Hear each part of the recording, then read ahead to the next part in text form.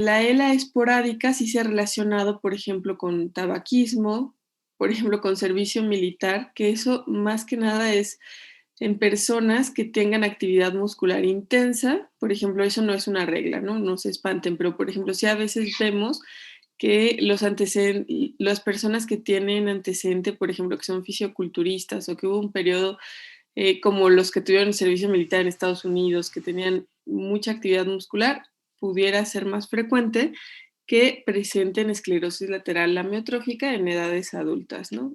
Les digo, no es algo causal directamente. Entonces, ¿en qué consiste la patología de esta enfermedad? Y consiste en degeneración de la neurona motora superior y la neurona motora inferior. Y entonces a esto le vamos a llamar enfermedad de motoneurona.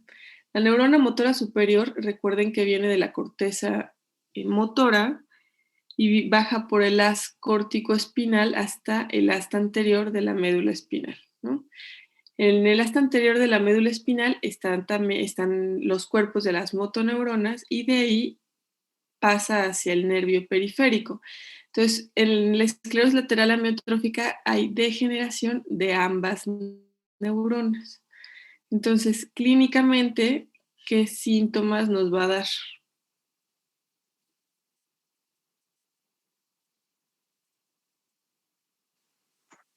Pues dependen normalmente de la zona que afecta, pero menciona, por ejemplo, los síntomas vulvares. Ujú.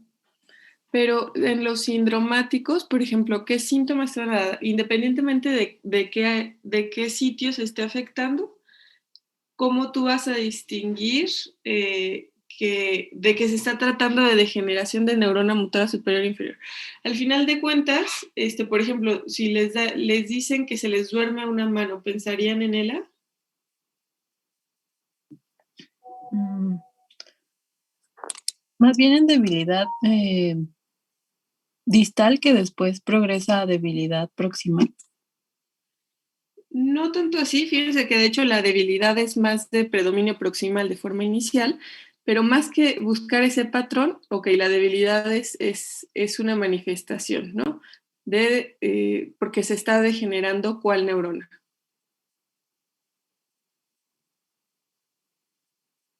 La inferior.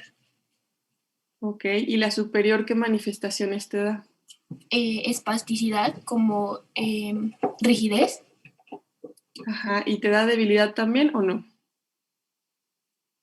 Mm, no, es como más característico del inferior, ¿no? Porque se atrofia el músculo. No, en las dos, recuerden esas cosas, revísenla, en las dos les da debilidad. O sea, la manifestación de cuando se les afecte el haz corticoespinal, la vía piramidal o la degeneración de la neurona motor inferior, en ambas es el paciente está débil.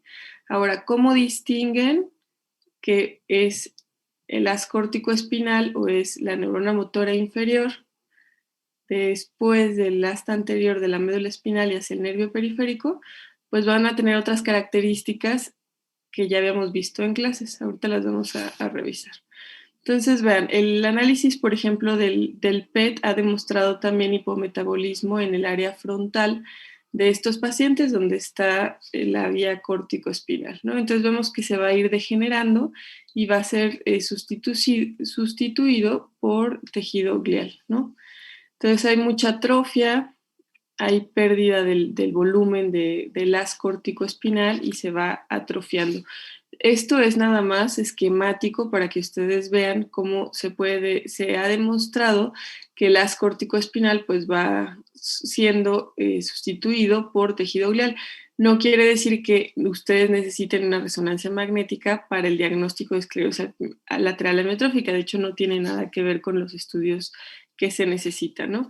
Pero ahora sí ya se pueden hacer identificar el tracto y se ha visto que hay pérdida de estas neuronas, ¿no? Y sustitución glial. Entonces, en la teoría de la fisiopatología, lo que les decía, que es sobre todo con estrés oxidativo. Entonces, está relacionado, por ejemplo, la toxicidad por glutamato, que entran, por ejemplo, canales de calcio, disfunción mitocondrial, y al final lo que va a llevar todos estos mecanismos y los genes asociados va a ser a muerte celular temprana, y va a haber degeneración de la neurona motora, ¿no? Tanto superior como inferior. Ahora, esto es una enfermedad degenerativa y no tiene nada que ver con la esclerosis múltiple, ¿de acuerdo? Aunque pareciera que sus nombres son parecidos, no tiene ninguna relación. Entonces, aquí lo que vamos a ver es que la neurona motora se va a empezar a degenerar. Entonces, clínicamente, lo que ustedes van a ver es que va a haber afección a neurona motora superior, como les decía, como hay degeneración de las corticoespinal y degeneración de la neurona motora inferior en el territorio, por supuesto, como decía su compañera, que esté afectado, ¿no? Por ejemplo, si es en región vulvar, va a ser en región vulvar; si es en región cervical, va a ser en los brazos. Ajá. Y puede estar segmentada también, o puede ser generalizada, que de hecho ya más bien ese es el diagnóstico de esclerosis lateral amiotrófica. Puede ser de inicio vulvar cuando se afectan los nervios que están a nivel del bulbo, y esto nos va a dar manifestaciones en los músculos que están inervados por estos nervios, ¿no? Como dificultad para deglutir, para hablar, para mover la lengua, ¿no? El inicio en alguna extremidad es en el 70%. Algunos de estos inicios parecieran neuropatías, porque pues, nos van a dar datos de síndrome de neurona motora inferior. Y puede ser también que inicie en el tronco o que tenga participación respiratoria, aunque es una presentación muy rara, ¿no? Y posteriormente se va a extender y va a involucrar otras regiones. Entonces, vean, por ejemplo, la presentación de la ELA clásica es de inicio vulvar o de inicio espinal, en donde encontramos unos patrones que ya están bien descritos, como la diplegia braquial, ¿no? En esta hay debilidad que es como conocida como el hombre en un barril, en donde ambos brazos están débiles y no los pueden mover, y el resto, por ejemplo, las piernas las mueven bien, ¿no? Entonces están como congelados esos brazos. O diplegia pélvica, que es que las dos piernas no las puedan mover, o que sea la mitad del cuerpo y tenga un patrón hemipléjico o un patrón pseudoneuropático, como les decía, cuando inicia en una sola extremidad y solamente hay datos de neurona motora inferior, y ya posteriormente se va a generalizar y vamos a encontrar los datos de neurona motora superior. Entonces, el inicio vulvar aislado solamente en el 5% de los pacientes, y otros fenotipos restringidos, por ejemplo, a una región espinal, van a ser el 10%, aunque van a ser raros. Entonces, ¿alguien me puede describir, por ejemplo, esto en la ELA de inicio vulvar? Por ejemplo, en una paciente que ustedes ven esto, ¿qué es lo que alcanzan a ver?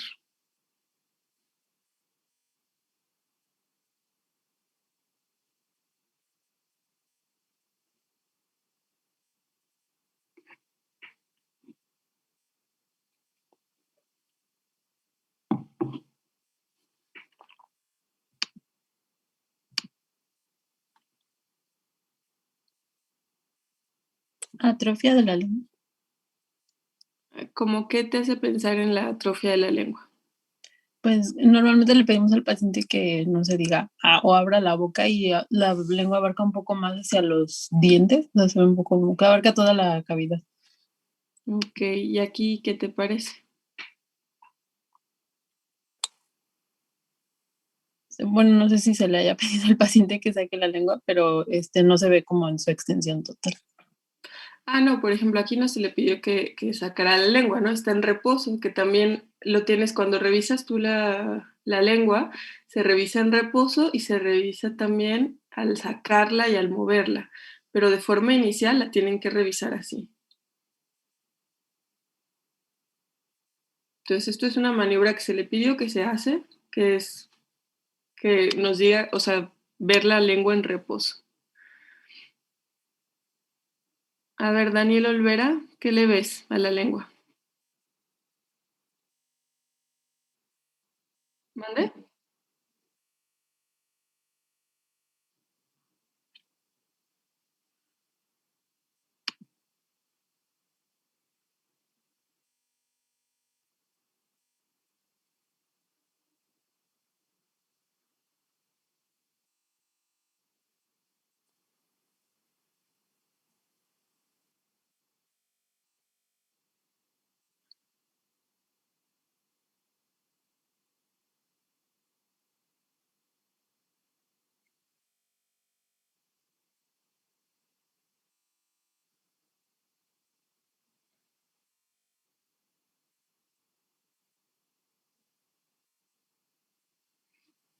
Doctora, perdón, ¿pueden ser las papilas gustativas también?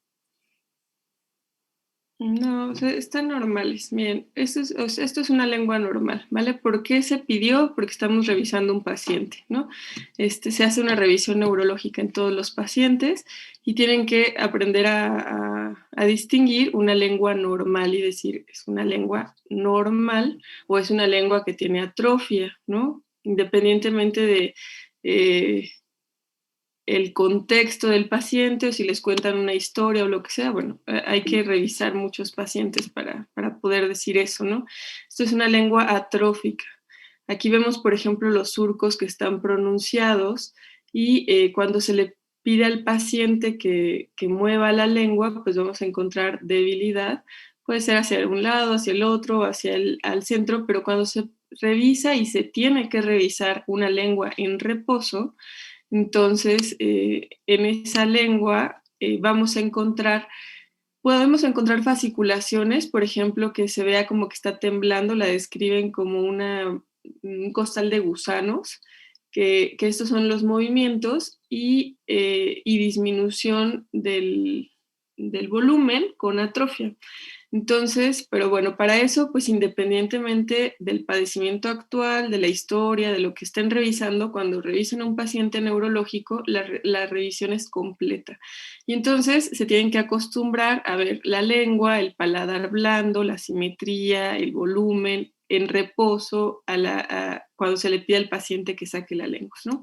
Y entonces vamos a clasificar ya los pacientes cuando tengan algunos síntomas vulvares y reconocer cuando tengan franca atrofia, ¿no? Entonces, por ejemplo, es un paciente que tiene esclerosis lateral amiotrófica y vemos, por ejemplo, que no hay tanta pérdida de volumen, pero sí vemos algo de fasciculaciones, que es este temblor en la lengua, por ejemplo, y está con algo de debilidad y dificultad para moverla, ¿no?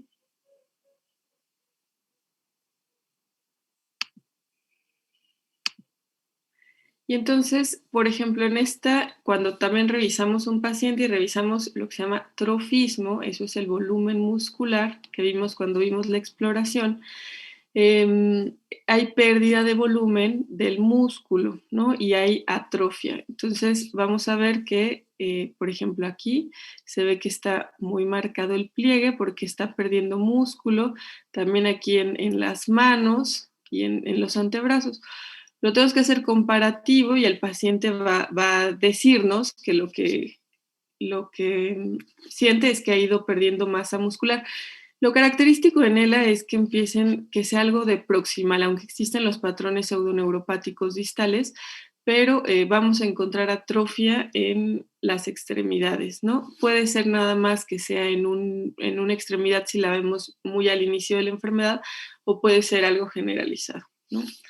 También tenemos que observar las manos, por ejemplo, aquí hay atrofia entre los dedos, atrofia marcada en la lengua, otra vez lengua en reposo, vemos que hay pérdida de volumen, aumento de los surcos, ¿no? Este es el patrón que les decía del hombre en barril, en donde vemos que hay debilidad en los brazos, ¿no? Entonces pareciera que esté metido como en un barril y no los puede mover, ¿no? Y hay mucha pérdida de masa muscular también. Este es, por ejemplo, otro, que tenemos un esquema, ¿no? Entonces, el diagnóstico, para poder hacer el diagnóstico de esclerosis lateral amiotrófica, vamos a utilizar los criterios de Aguaji del 2008, que fueron revisados en el Escorial y son los recomendados actualmente, ¿no? Entonces, mi pregunta hace rato era concisa ¿vamos a tener evidencia de daño a la neurona motora superior? Eso es lo que les va a hacer pensar en el diagnóstico de ELA. Ahora, la neurona motora inferior lo vamos a obtener por examen clínico y también lo podemos obtener por examen electrofisiológico. Ahora vamos a ver cómo. La degeneración de la neurona motora superior es solamente clínico, entonces necesitan saber en qué consiste un síndrome de neurona motora superior para poderlo identificar. Eso lo vimos en las primeras clases de semiología. Los síntomas se van a propagar de una región a otra y pues va a ser generalizada después, ¿no? Y pues va a haber ausencia de otras patologías que nos expliquen los mismos síntomas que estamos viendo, porque esto es algo degenerativo y es algo más a nivel molecular la fisiopatología. Y si hacemos un estudio de neuroimagen, pues no vamos a encontrar otras alteraciones, ¿no? Ahora vamos a tener niveles de diagnóstico. Hay diagnóstico que está clínicamente definido, diagnóstico probable o diagnóstico posible. Para nosotros decir que un paciente tiene ELA, porque vamos a ver que es un diagnóstico que no va a tener tratamiento que cure la enfermedad como tal, entonces es importante que tengan en mente que es la presencia de neurona motora, afección a neurona motora superior más neurona motora inferior en región vulvar más 2 regiones espinales. Es decir, si no cumple todas estas regiones, no es ELA definida. O daño a neurona motora superior y neurona motora inferior en 3 regiones espinales, ¿no? Aunque no afecte la vulvar. Entonces, todo lo demás, si no afecta, si por ejemplo solo afecta a 2 regiones, va a ser ELA probable. Y si afecta a una sola región, va a ser ELA posible. No vamos a dar el diagnóstico de ELA definida. Entonces, recordando un poco qué son datos de neurona motora superior, debilidad, y neurona motora inferior, debilidad. Por supuesto que cualquier afección a los dos nos va a ocasionar, la traducción es debilidad. Lo que nos corresponde es saber a qué nivel está afectado, ¿no? Entonces, cuando se afecte el haz córtico-espinal que viene desde la corteza motora, va a haber, además de la debilidad, aumento de los reflejos de estiramiento muscular. Reflejos de estiramiento muscular normal son 2 cruces. Hiperreflexia van a ser 3 cruces o clonus que van a ser 4, ¿no?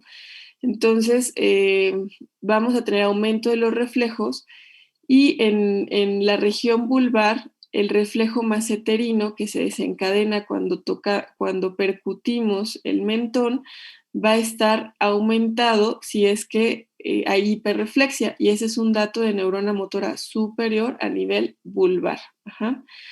Los reflejos patológicos que se encuentran en el síndrome de neurona motora superior son Babinski, Chaddock y todos los relacionados. Y también va a haber espasticidad, ¿no? O sea, aumento del tono en las extremidades. Ahora, a diferencia de cuando se afecta la neurona motora inferior, y como esto ya les he repetido que es de las motoneuronas que están en el asta anterior de la médula espinal hacia el nervio periférico, nos va a dar debilidad, fasciculaciones y atrofia.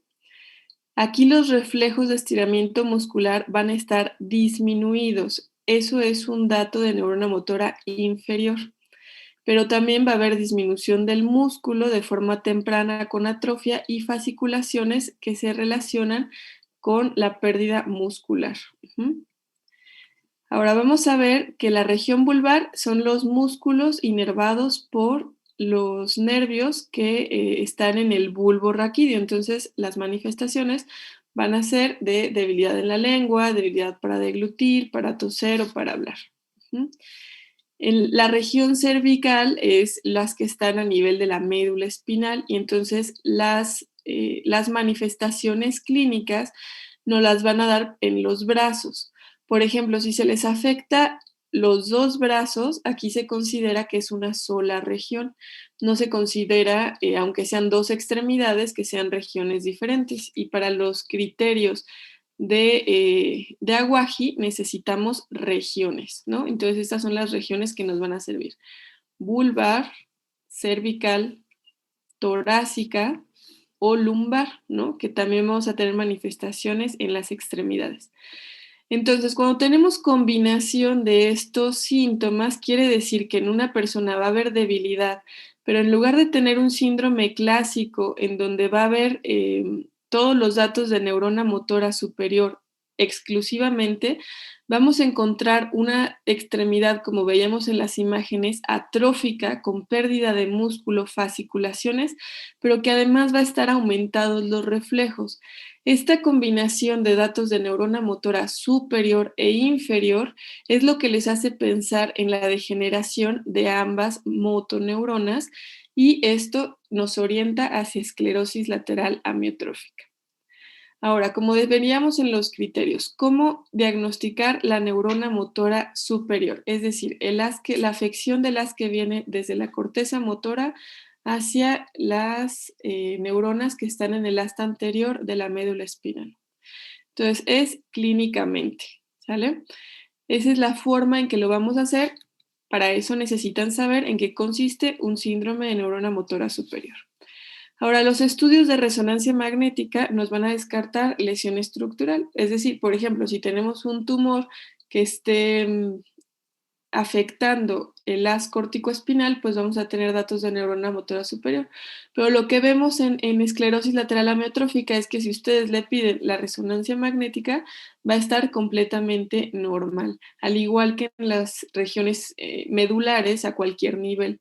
Ajá, o sea, es para excluir otras causas. Ahora, ¿cómo se diagnostica el daño a neurona motora inferior? Bueno, como ya hemos dicho, clínicamente necesitan saberse el síndrome de neurona motora inferior y, y también lo podemos hacer por, ¿cómo se llama? Por electrofisiología. Y vean, esto es una fasciculación.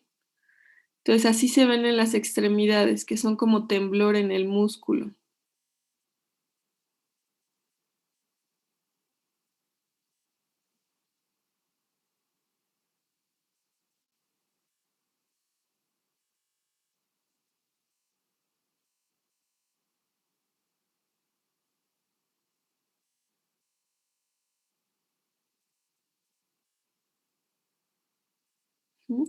Entonces, esto es dato de neurona motora inferior con pérdida muscular, con atrofia temprana, y cuando ustedes revisan los reflejos de estiramiento muscular, van a estar aumentados. Cuando en el síndrome de neurona motora inferior debería estar los reflejos disminuidos o ausentes. Entonces, la combinación de ambos síntomas, pues, les está hablando de que hay afección tanto a neurona motora superior como a neurona motora inferior.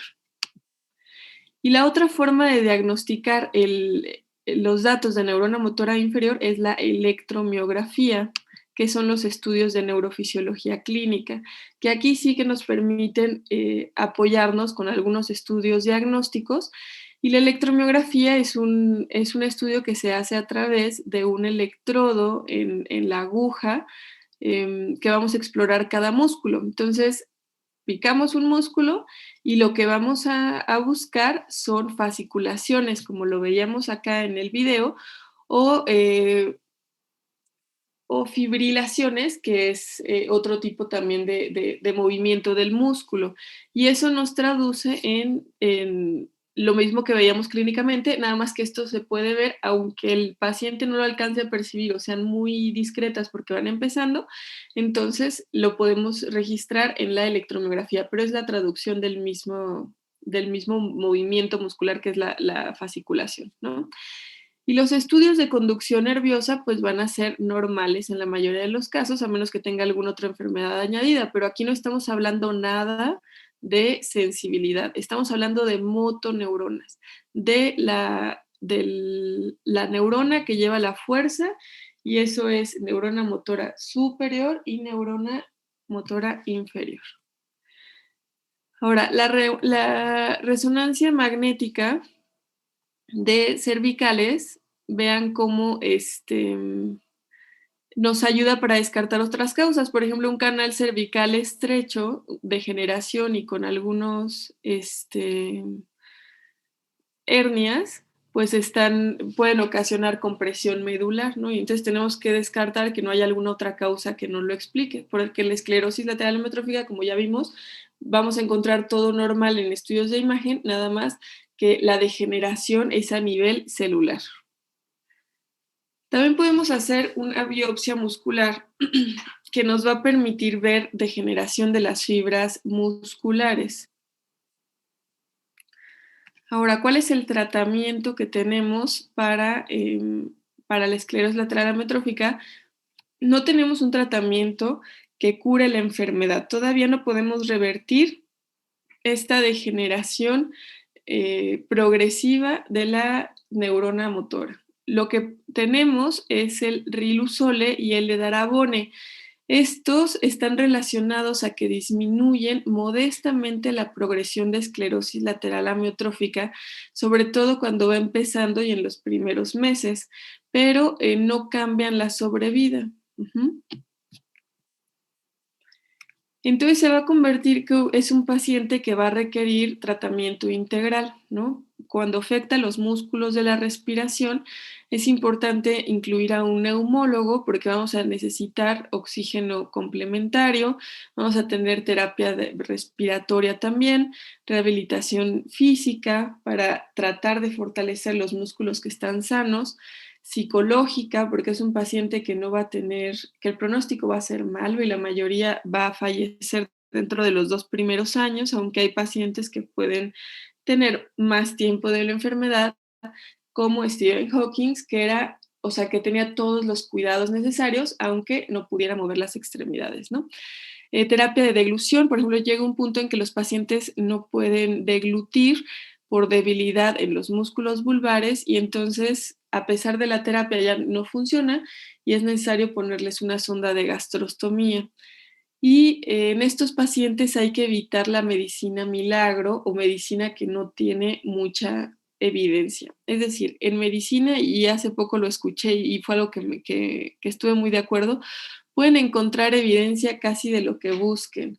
Entonces, si buscan que en ELA sirven las células madre o algo así, seguramente va a haber estudios pequeños por algunos laboratorios no confiables que lo puedan justificar. Pero hay que irnos a las guías grande y a los estudios grande, doble ciego, aleatorizado y que tengan más evidencia, ¿no? Ahora, ¿por qué? Porque como en esta enfermedad se trata de estrés oxidativo, muchas veces, aunque pensamos de, bueno, no le va a hacer daño, hay algunos medicamentos o algunos test o alguna medicina milagro que puede acelerar la degeneración y el estrés oxidativo y en lugar de estar estable a lo mejor un año más, lo vamos a acelerar y en un mes el paciente va a progresar rápidamente. Ajá. Entonces, en estos pacientes es muy importante decirles lo que funciona, terapia de mantenimiento y no agregarles algo extra, ¿no? ¿Alguien tiene alguna duda, chicos? Doctora, por ejemplo, para diagnosticarlo depende de alguna manera en el momento en que el paciente vaya a consulta o ya cuando van es porque ya tienen todas las características de neurona superior e inferior. No, justamente es en el momento en que tú lo veas. Por eso están estos niveles de diagnóstico. Porque puede ser que cuando a ti te llegue nada más, lo veas en una sola extremidad, por ejemplo, en una región. Entonces eso, tú cuando lo ves y ves datos de neurona motora superior o inferior, lo que le corresponde es hacer los diagnósticos diferenciales, ¿no? Entonces a lo mejor le pides un estudio de imagen para ver que no haya una hernia que esté comprimiendo la extremidad, bueno, las raíces nerviosas o la médula espinal. Pero ahí no puedes hacer el diagnóstico definitivo. Puede ser que lo sospeches, ¿no? Esto es una patología que en general sí ve el neurólogo porque pues es una enfermedad que si hay algo que lo explique y tratable, pues sería lamentable que no se identificara, ¿no? Pero el diagnóstico definitivo se va a hacer hasta que la debilidad y la afección de neurona motora superior e inferior sea en 3 segmentos. Pero el paciente puede llegar, y les digo que es importante sospecharlo porque el paciente algunas veces viene con debilidad en una pierna, por ejemplo, y me ha tocado de que le hacen resonancia magnética y ven una hernia muy pequeña que no explica toda la debilidad de la extremidad, porque entonces esto, como vimos también en semiología, sería una plexopatía, ¿no? No nada más la compresión de una sola raíz. Y entonces los operan por esa pequeña hernia y ese estrés oxidativo de enfrentarlo a una cirugía hace que en un mes ese paciente se deteriore y se crea y se convierte en ELA generalizado. Y entonces pues, se aceleró muchísimo porque fue sometido a un estrés innecesario. Entonces, el paciente puede llegar con una sola extremidad, puede llegar solamente con debilidad vulvar, puede ser que sea en las dos extremidades, ¿no? El paciente puede, dependiendo de qué tipo de pacientes estén interconsultando, pero les puede llegar desde que empieza a perder fuerza en un brazo. Y lo tienen que sospechar y hacer el diagnóstico diferencial, ¿no? Algunas veces no es tan fácil porque encuentran un patrón pseudoneuropático con datos de neurona motora inferior nada más y con el tiempo se generaliza. Entonces, mucho es del seguimiento del paciente. ¿Alguien tiene alguna otra duda? Yo, doctora. Entonces, o sea, por ejemplo, si se detecta, digamos que de una manera temprana, de todos modos el pronóstico para el paciente no es favorable. O sea, no importa en qué etapa se detecte. Exacto, el pronóstico es desfavorable porque es una enfermedad que no tiene tratamiento, pero lo que sí puedes hacer es no hacer daño, ¿no? Entonces, por ejemplo, si lo estás sospechando, pues no es un paciente que no se va a mandar a operar, no se van a hacer cirugías innecesarias. Yo creo que el éxito de Stephen Hawking, por ejemplo, de durar tantos años con esclerosis lateral amiotrófica, es tener todos los cuidados, ¿no? O sea, es un paciente que puedes mandar a terapia de deglución tempranamente, puedes mandar temprano a terapia para los músculos respiratorios y entonces el paciente se puede mantener estable durante mucho tiempo. Por ejemplo, si tenemos pacientes que llevan 5 años con esclerosis lateral amiotrófica estables, ¿no? Entonces, aunque muchos de ellos no puedes frenar, o sea, más bien no se frena la enfermedad, porque no depende de nosotros, no se frena la enfermedad, algunos otros van a tener enfermedades que son más lentas, progresivas y más estables, ¿no? Pero más que nada, o sea, sería, si lo detectan a tiempo, es evitar que se hagan cosas innecesarias y que empeoren el avance de la enfermedad, porque eso sí está bien demostrado. O sea, si lo someten a estrés como una cirugía que no estaba indicada y que no es la razón de su enfermedad, avanzan rápidamente y se deterioran. Y entonces es como que crean demasiado estrés oxidativo y se degenera más rápido todas las motoneuronas. Pero claro que no tiene tratamiento la esclerosis lateral amiotrófica que cure la enfermedad.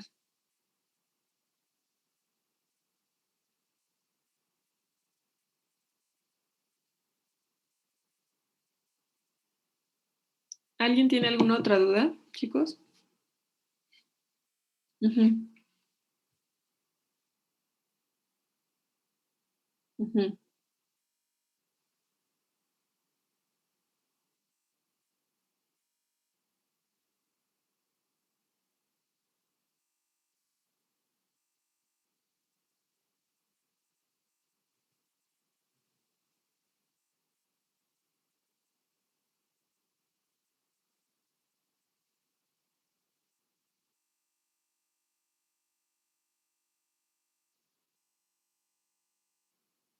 ujú.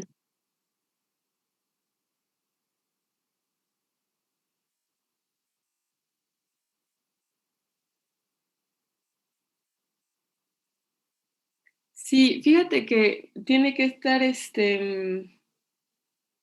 ¿cómo se llama? Con ELA definida. Entonces, realmente el objetivo del Riluzole es disminuir el estrés oxidativo, que es sobre todo por la toxicidad del glutamato. Pero cuando tienes, por ejemplo, solo afección a una extremidad, todavía no puedes decir que es la definida. Entonces, no lo puedes dar. Además, el Riluzole, por ejemplo, mensualmente es un medicamento que cuesta 40,000 pesos. Entonces, en promedio, y depende, ¿no? O sea, es cada mes estar dando 40,000 pesos. Es muy raro o sea, que alguien lo pueda dar. O sea, igual si tienes ya 2 regiones afectadas, igual lo podrías empezar a dar, pero es poco probable que los pacientes te puedan sostener este tratamiento y realmente la diferencia que vemos entre los pacientes que lo toman y no lo toman es muy poca. Entonces, cuando un paciente no lo puede pagar, por ejemplo, no, o sea, ni siquiera es como de estresarlos de tenemos el tratamiento que le va a curar la enfermedad, porque no es verdad. O sea, es un medicamento que se ha relacionado con que retrasas 3 meses el uso de oxígeno complementario, por ejemplo. O sea, es un medicamento que tiene una eficacia muy modesta, pero lo tienes que dar hasta ya tener el diagnóstico de la definido de forma temprana, pero no antes. O sea, cuando tienes afección solamente a una extremidad, hay que hacer los diagnósticos diferenciales. Hagan un estudio de imagen, la electromiografía, neuroconducción, y más bien tienen que esperar a ver si es que progresa. Ahora, los diagnósticos diferenciales pues pueden ser amplios, ¿no? Entonces, más bien consiste en definir si esto se va a convertir en una enfermedad de motoneurona generalizado. Pero si solamente es una extremidad, ahí no damos el medicamento.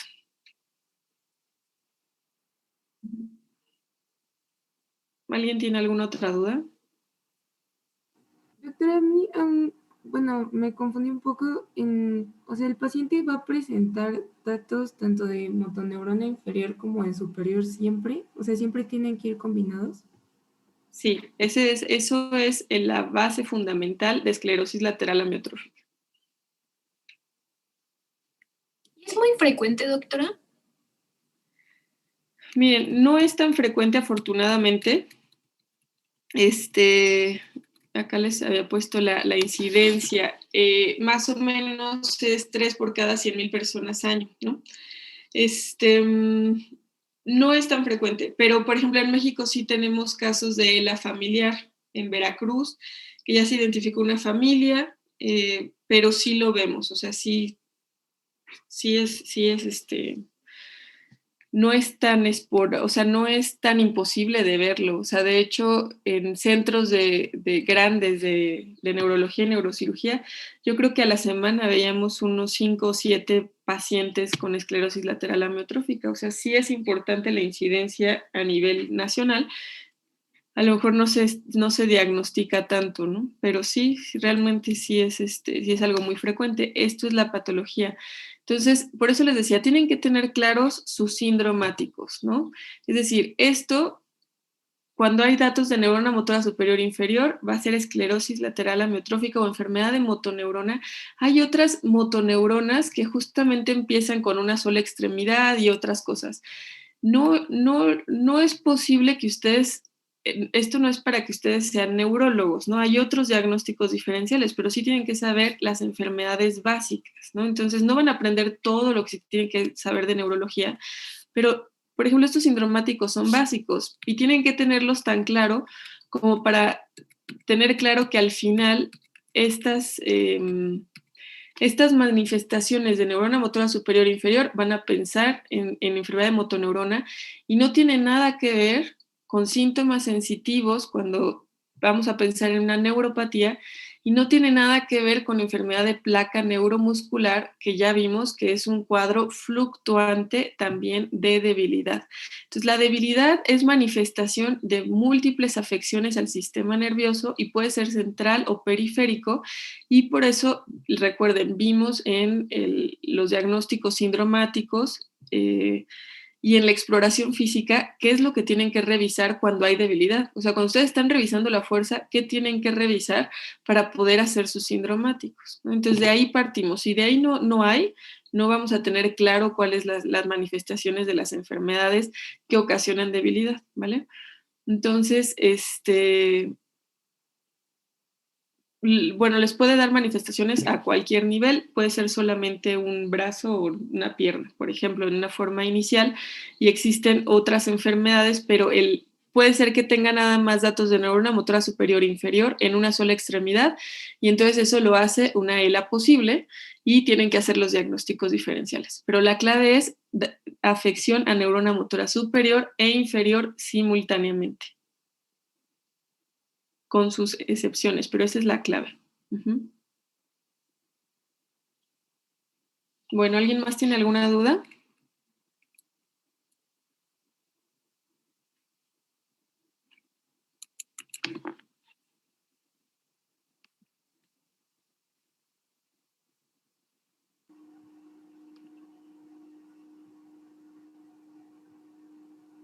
No, doctora. Ok, miren, vamos a entrar a ver el síndrome de Guillain-Barré y otras neuropatías. Entonces, esto ya vimos, enfermedades de placa neuromuscular y sus diagnósticos diferenciales, esclerosis lateral amiotrófica, que es enfermedad de motoneurona, no tiene nada que ver con esclerosis múltiple, esto es algo degenerativo. Y vamos a ver entonces algunas neuropatías.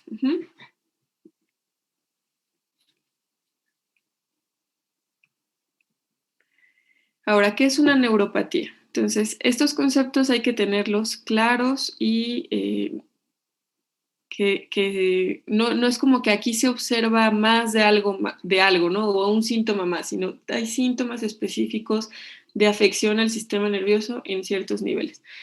Entonces, salimos del asta anterior, que esto es enfermedad de motoneurona y la degeneración hacia acá, ¿no? Salimos de esta parte, viene la raíz posterior que lleva la sensibilidad, la raíz anterior que lleva la fuerza para formar el nervio periférico, ¿no?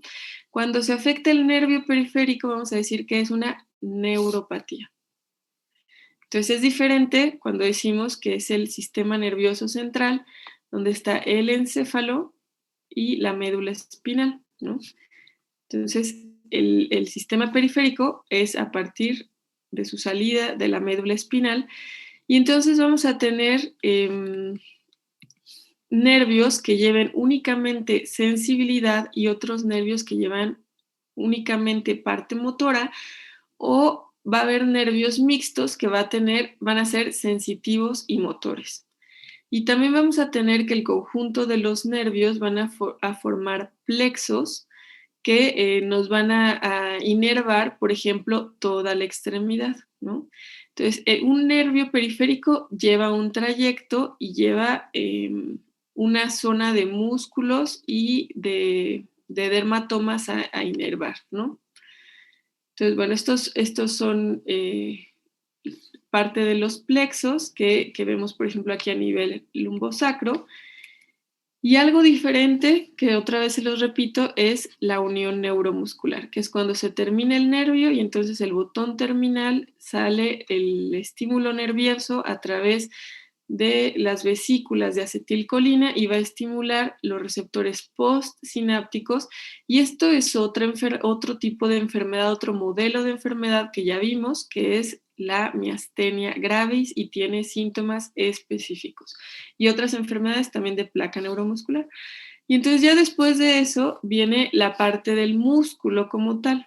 Entonces, de forma genérica, cuando se nos afecta las neuronas del asta anterior, como la esclerosis lateral amiotrófica y algunos otros como atrofia muscular espinal, que les digo, no estamos viendo todo lo que consiste en las enfermedades del sistema nervioso, pero son enfermedades de motoneurona, entonces vamos a llamarlas neuronopatías, ¿no? Si hay afección al ganglio de la raíz dorsal, se llaman ganglionopatías. Si hay afección al nervio periférico como tal, se va a llamar neuropatías. Y si hay enfermedades en la unión neuromuscular, enfermedad de placa neuromuscular, y si hay enfermedades del músculo, les vamos a llamar miopatías. Doctora, ¿puede repetir las dos primeras, por favor? Neuronopatías y ganglionopatías. Sí, por favor. Neuronopatías es cuando se afectan las neuronas que están en el asta anterior de la médula espinal, que son las motoneuronas que acabamos de ver. Estas son enfermedad de motoneurona, pero esta es la neurona motora inferior y lo vamos a conocer como neuronopatía, ¿no? Cuando se afecta el ganglio de la raíz dorsal es ganglionopatía, que esto lleva sensibilidad, ¿no? La parte sensitiva. Entonces, por ejemplo, cuando se les afecta, hay enfermedades que afectan únicamente estas neuronas que están en el asta anterior de la médula espinal, o sea, una neuronopatía, como exclusivamente, ¿no? Como el virus de la polio, por ejemplo. La polio afecta a estas motoneuronas y lo que ocasiona es degeneración de la neurona motor inferior, y les da acortamiento de la extremidad, pérdida de músculo, fasciculaciones, ¿no? Ahí no piensan en una esclerosis lateral amiotrófica, porque esclerosis lateral amiotrófica es degeneración de estas neuronas, pero también de las córtico-espinal que viene desde la corteza motora, ¿vale? Entonces, cuando hay enfermedades que afectan únicamente estas neuronas, la combinación de ambas motoneuronas, eso es esclerosis lateral amiotrófica, y cuando solamente hay degeneración de estas neuronas del asta anterior, se llama neuronopatía, ¿no? Pero bueno, eso es un poco para que sepan más o menos cómo se llama cada una de las afecciones. Y entonces la neuropatía, lo que decíamos, entonces vamos a tener nervio periférico pues a todos los niveles espinales. La médula, recuerden que se acaba en L1 y después viene la caudequina, las raíces, y bueno, se van a tratar también del nervio periférico y también va a haber nervios intercostales, por ejemplo, ¿no? Y vamos a tener diferentes tipos de fibra. Va a haber algunos tipos de fibra que son mielinizadas y otras que no son mielinizadas. Las mielinizadas son de diámetro mayor que las no mielinizadas. Y recuerden que la mielina nos ayuda para el transporte de los estímulos y el transporte rápido, ¿no? Para la velocidad. Entonces, y bueno, vamos a tener la división también en cuanto a la sensibilidad y la parte motora, ¿no? Entonces, por ejemplo, el tipo de fibra sensorial tipo C y A delta, que son las fibras más pequeñas, van a ser las que nos llevan el dolor lento, el picazón, receptor táctiles, ¿no? A comparada a las fibras grandes motoras que nos van a llevar por fibras A alfa y A beta, ¿no? Entonces, las manifestaciones clínicas de una neuropatía, aquí sí, y aquí son los patrones que deben aprender. Vamos a tener síntomas cuando se afectan los nervios sensitivos. Algo en el interrogatorio vamos a tener síntomas que se llaman síntomas positivos y síntomas negativos. Los síntomas positivos es, por ejemplo, que nos diga que tienen ardor o picazón en alguna extremidad o en las plantas de los pies, por ejemplo. Lo más frecuente es que se afecte primero los miembros pélvicos y después los miembros torácicos, ¿no? Y los síntomas negativos, en lugar del ardor, el picazón, estas sensaciones de hormigueo, lo que van a referir es que no sienten o sienten menos o sienten dormido. Entonces, por eso se dividen en positivo o negativo y ambos nos hablan de neuropatías. Y cuando se afectan nervios motores, vamos a tener otra vez el síntoma cardinal que es debilidad, pero con datos de neurona motora inferior. Entonces, en la exploración física, en la parte sensitiva, vamos a tener alteraciones en la sensibilidad, que también eso ya lo vimos cómo se revisa en las primeras clases. Y en la parte motora, vamos a tener debilidad con datos de neurona motora inferior, con reflejos disminuidos o ausentes, atrofia, fasciculaciones, tono disminuido, ausencia de reflejos patológicos. Y entonces vamos a tener diferentes patrones de debilidad que lo hemos estado repitiendo a través de las clases. Y entonces este patrón de hemiparesia, ¿en dónde le tienen la afección? Hemiparesia faciocorporal. En donde, claro, hay daño en el haz córtico-espinal, en la vía piramidal, ¿a qué nivel?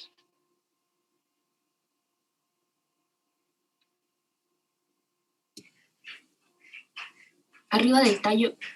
Exacto, a nivel del encéfalo, ¿no? Supratentorial, justamente. Esto les da datos de debilidad en esta distribución. Ahora, una paraparesia, se les afecta la mitad del cuerpo para abajo.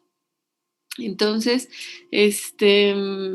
con datos de neurona motora superior, esto los va a ubicar a nivel medular, ¿no?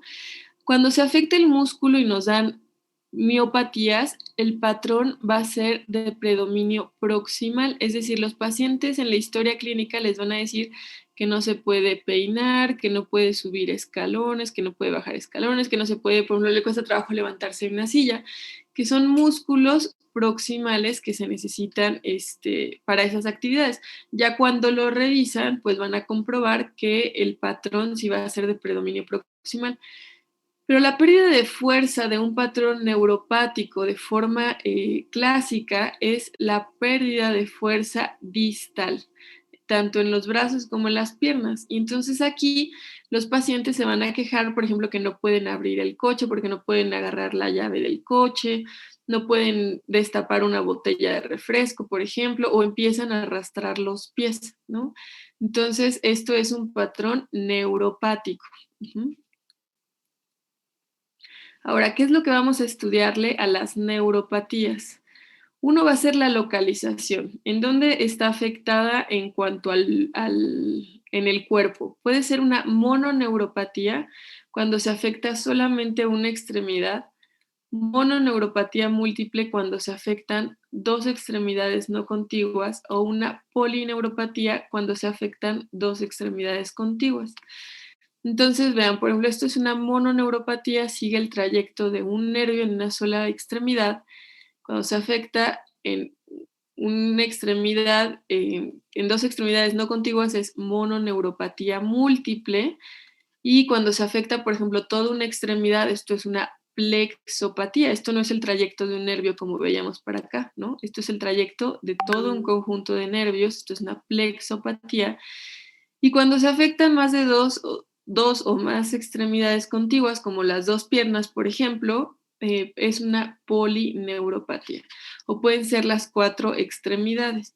Ahora, este patrón les va a servir para hacer los diagnósticos diferenciales, ¿no? Es diferente, por ejemplo, que alguien tenga una mononeuropatía donde puede tener un síndrome del túnel del carpo, a alguien que tenga mononeuropatía múltiple, que está relacionada más a enfermedades autoinmunes como lupus, o una plexopatía que tiene múltiples causas y puede ser algo compresivo, por ejemplo, o una polineuropatía que pueden ser desde causas hereditarias, tóxicas y múltiples diagnósticos diferenciales.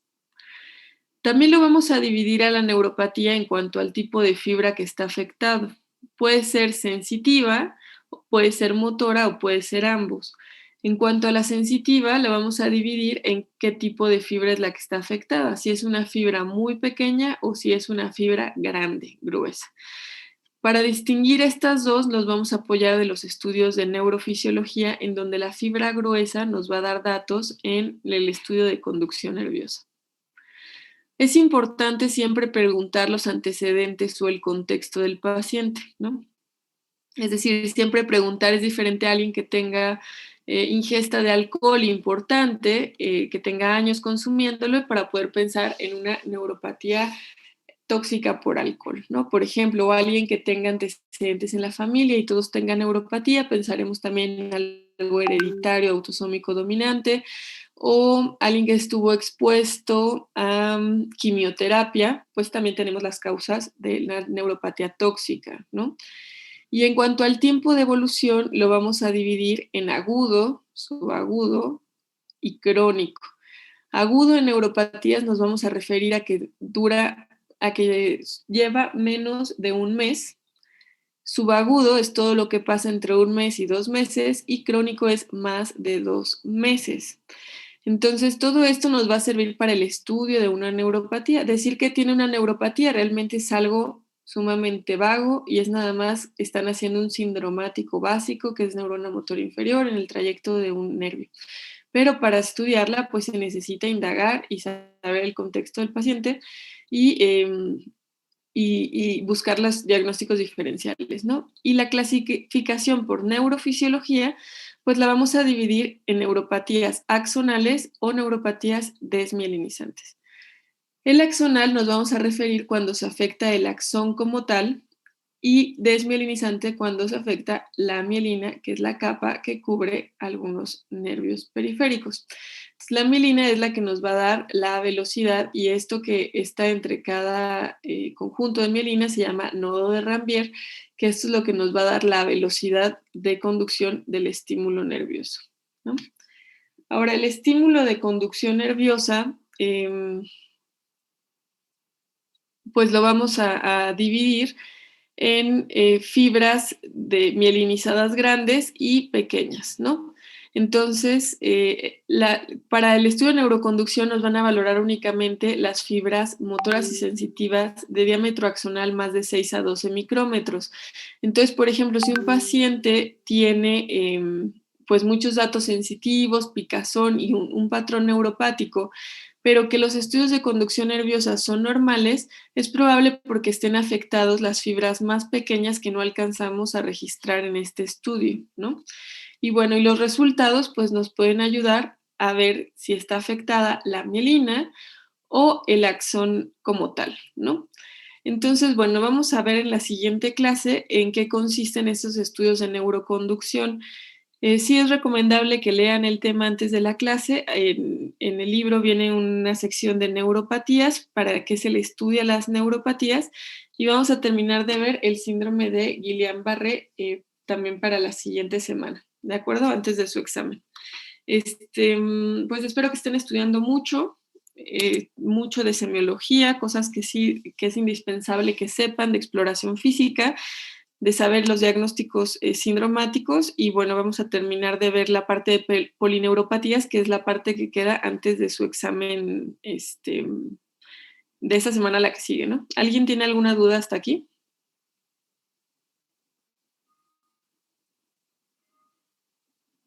Doctora, ¿cree que existe la posibilidad de mover el examen? No creo que exista. ¿Por qué? Es que, pues, para tener un poquito más de días, pero si dice que no se puede, está bien. No, espero terminar antes la siguiente semana y ya para ya no ajustar el programa, ¿no? Va a ser interesante. Miren, lean el libro, la verdad creo que les puede ir bastante bien, pero sí es frecuente, por ejemplo, que en las clases no esté todo el grupo completo, ¿no? No sé si estén revisando también las otras que hemos visto de semiología, de exploración física, pero bueno, veamos, lean, estudien mucho del libro, creo que va a ser suficiente y les va a ir bien. Y bueno, vamos resolviendo dudas durante las clases. Y listo, pero no, ese martes sí necesito que sea el examen para ya no seguirnos retrasando, ¿no? Pero bueno, chicos, los veo entonces el día martes y estudien sobre neuropatías, ¿vale? Sí, doctora. Hasta luego. Gracias, doctora. Que pase buen día. Buen día.